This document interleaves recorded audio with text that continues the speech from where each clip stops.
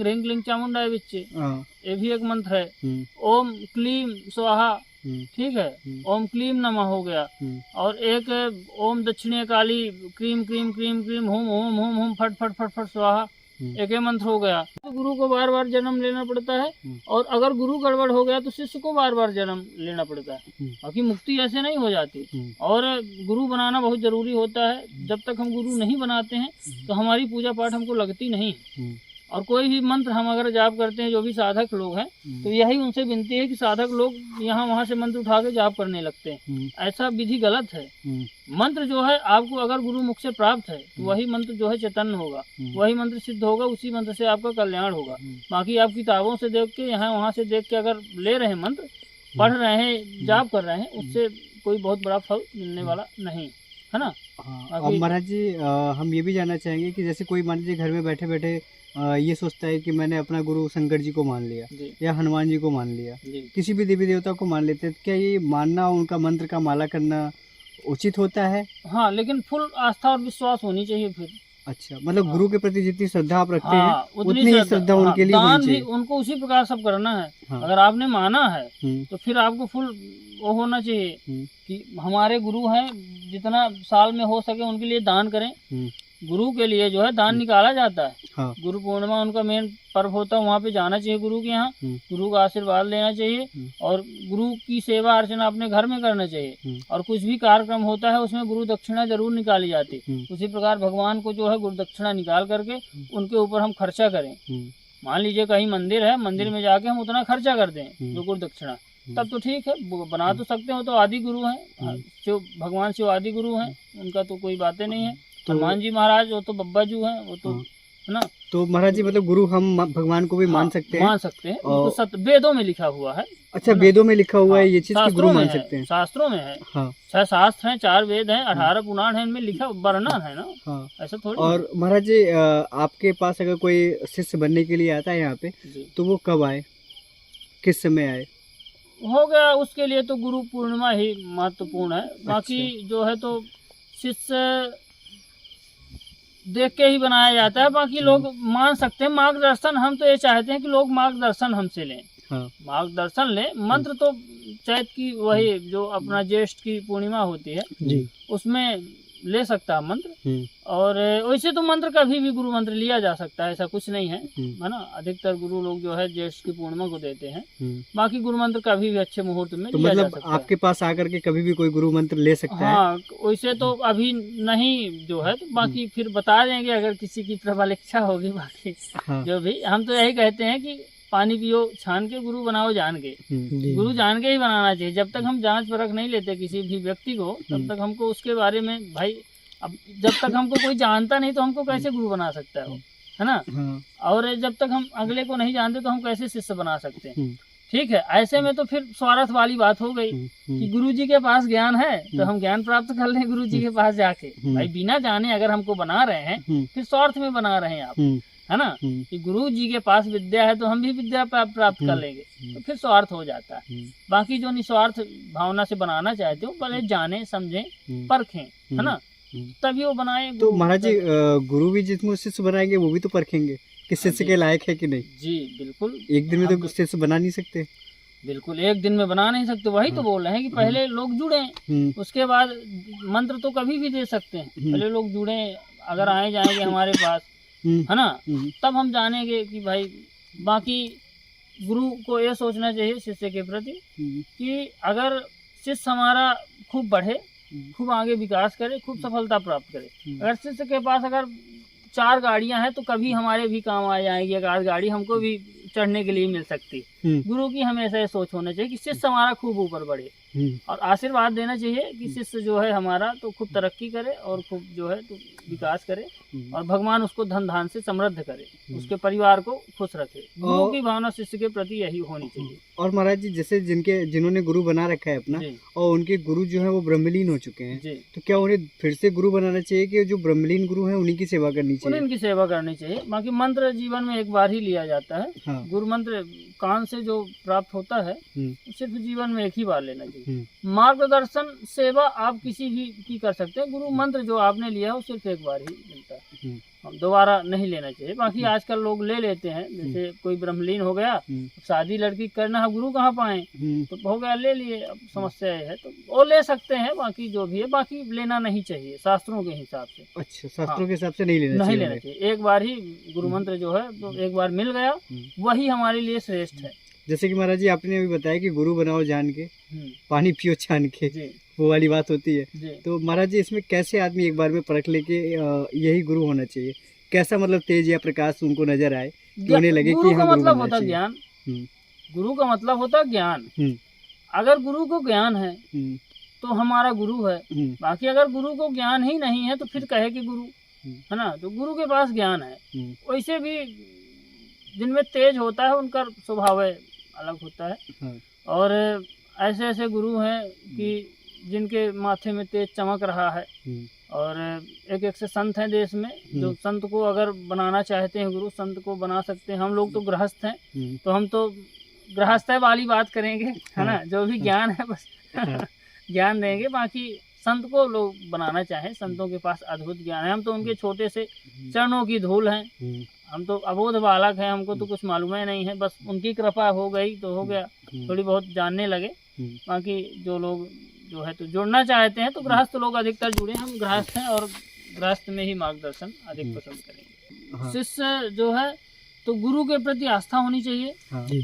गुरु अपना किसी प्रकार, देखिए शास्त्र में लिखा, भगवत गीता में कहा गया है कि अगर कोई पिता या गुरु लाख गलती करता है, लेकिन शिष्य को उसके प्रति कभी भी मन में व्यभिचार नहीं आना चाहिए। पिता और गुरु दो के प्रति, पिता हमारा कितना भी गलत है, लेकिन अगर कितना भी गलत किया तो हमको उसको गलत नहीं कहना चाहिए, क्योंकि हम बेटे हैं। इसी प्रकार गुरु और शिष्य का रिश्ता पिता पुत्र का होता है। इसलिए गुरु के प्रति पूरी आस्था होनी चाहिए, अपने गुरु पे विश्वास होना चाहिए। भले गुरु जो है तो किसी भी प्रकार का हो, लेकिन पूरी आस्था, ये नहीं कि व्यभिचार करे, गलत व्यवहार करे, नहीं, हम नहीं बोल रहे हैं। बाकी अगर शिष्य को कोई भड़काता है गुरु के प्रति कि आपका गुरु ऐसा है, तो शिष्य के मन में उतने समय निगेटिव विचार नहीं आनी चाहिए, क्योंकि उनका शिष्य है और शिष्य गुरु का पिता पुत्र का रिश्ता होता है। दूसरा पुत्र माना जाता है शिष्य, गुरु का दूसरा पुत्र माना जाता है। तो लोगों को जो है तो यही रहना चाहिए और गुरु के प्रति पूरी आस्था श्रद्धा रहनी चाहिए।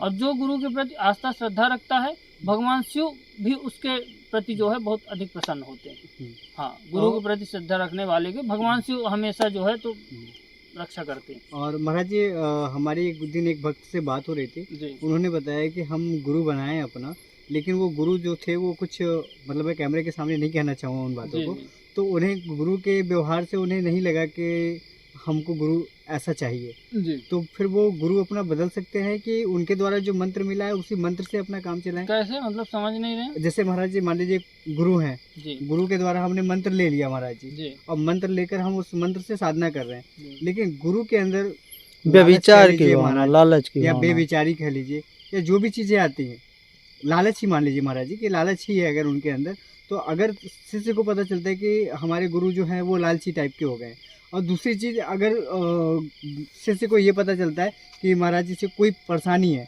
अगर शिष्य को परेशानी है तो महाराज जी से बताएगा, मतलब अपने गुरु से बताएंगे कि हमको परेशानी है तो महाराज इसका कल्याण करो। और अगर गुरु उनको गलत रास्ते पे चलाएं, जो उसके नज़र में गलत है, तो बताइए महाराज जी उस केस में क्या करें वो? देखिए, सबसे पहले जब हम मंत्र लेते हैं किसी, इसीलिए बोलते हैं कि गुरु को जान परख कर बनाएं। जब हम मंत्र लेते हैं तो हमको एक ध्यान देना चाहिए कि जो मंत्र गुरु हमको दे रहे हैं वह मंत्र उन्होंने जप किया है कि नहीं किया है। मंत्र वही सिद्ध होता है जो गुरु के द्वारा जपा जाता है। भाई गुरु वही मंत्र प्रदान करता है शिष्य को जो उसने जपा है। भाई गुरु मुख से जो गुरु का आखिरी मंत्र है, गुरु के मुख से अगर कोई शब्द निकल जाए वही मंत्र है कुल मिला के। अगर राम की जगह मारा भी निकल जाता है तो मंत्र है, अब मारा जब आपका सिद्ध हो जाएगा। लेकिन उसमें है कि गुरु ने जाप किया है कि नहीं किया। गुरु ने जाप नहीं किया, आपको मंत्र पकड़ा दिया, मंत्र कहाँ से सिद्ध हो जाएगा। जब गुरु ने कर रखा है मंत्र, गुरु ने जो है ये परंपरा चली आ रही। भाई जो गुरु हम किसी को बना रहे हैं तो उसको भी किसी ने शिष्य बनाया होगा और उनके गुरु को भी किसी ने शिष्य बनाया होगा। मंत्र पीढ़ियों से वही चला आ रहा है। हर संप्रदाय के अलग, जैसे हम श्री हनुमान जी की सेवा करते हैं, हमारा रामानंदी संप्रदाय से हमको मंत्र मिला है। हमारे गुरु जी खुद हनुमान जी के बड़े भक्त हैं, ठीक है। तो हम तो इन्हीं का मंत्र जाप करते हैं, ठीक है। भगवान शिव से, माता काली से हमको स्वयं मंत्र प्राप्त हुआ भगवान शिव का। भगवान शिव का हम जाप करते हैं, भगवान शिव का भी जाप करते हैं और चमत्कार भी है। और महाराज जी जैसे अभी आपने बताया कि माता काली से आपको मंत्र मिला, जी हाँ, मिला, शिव जी का, जी तो मिला हुआ। महाराज जी ये तो सबके बस की नहीं है ऐसी साधना कर पाना और माँ काली को खुश करके उनसे मंत्र जान पाना। जी हाँ, हमको मिला हुआ है। तो महाराज जी आपके नहीं सत्य घटना है। हाँ, जी। और महाराज जी अगर लग सकता है तो अब सोच लीजिए कि मंत्र भी तो मिल सकता है, ऐसा नहीं है। तो महाराज जी जैसे आपके ऊपर महाकाली की कृपा है, तो महाकाली की कृपा से तो और लोगों को भी मार्गदर्शन हो सकता है, और लोगों का मार्गदर्शन हो सकता है। जैसे मान लीजिए महाराज जी मुझे मंत्र चाहिए और मैं चाहता हूँ शंकर जी का मंत्र मिले, लेकिन कौन सा मंत्र मेरे लिए, मेरी राशि के हिसाब से, ऐसा कुछ तो वो तो महाराज जी आप बता सकते हैं। हाँ, तो जैसे मान लीजिए भगवान शिव का अगर मंत्र चाहिए तो भगवान शिव का सबसे सरल मंत्र है ओम नमः शिवाय।